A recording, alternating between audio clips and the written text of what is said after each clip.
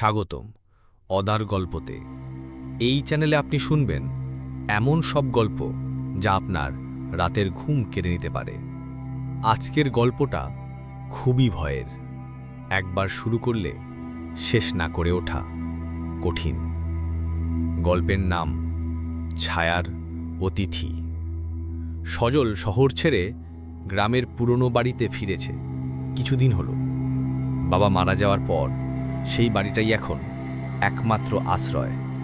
প্রথম কটা দিন সবকিছু ঠিকই চলছিল, কিন্তু ঠিক রাত ৩টের সময় সজল শুনতে পায় পুরনো কাঠের সিঁড়িতে কারো হাঁটার আওয়াজ। কেউ নেই, অথচ শব্দটা খুব স্পষ্ট। প্রথমে ভেবেছিল কল্পনা, কিন্তু টানা ৩ দিন ধরেই ঠিক একই সময় সেই আওয়াজ।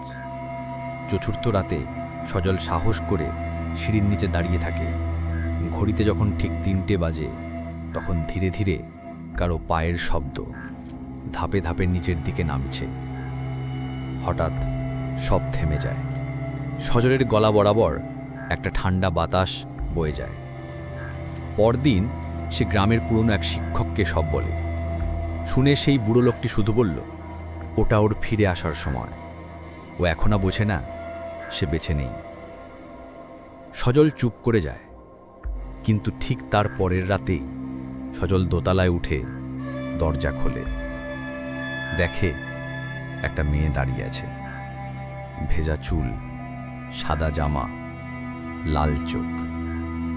মেয়েটা চেয়ে আছে সজলের দিকে আর ধীরে ধীরে বলে, আমি ফিরেছি। তুমি দরজা খুলেছ, এখন তুমিও যেতে পারবে না। সেই রাতের পর সজলকে আর কেউ কখনো দেখেনি। লোকেরা এখনো বলে প্রতি রাত ৩টায় ছায়ার অতিথি ফিরে আসে, আর যেই তাকে দেখে সে আর কখনো ফিরে আসে না।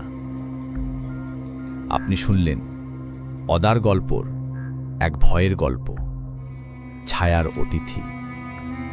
গল্পটা কেমন লাগলো নিচে কমেন্ট করে জানাতে ভুলবেন না। আর এরকম আরও গা ছমছমে গল্প পেতে অবশ্যই অদার গল্পকে সাবস্ক্রাইব করে পাশে থাকুন।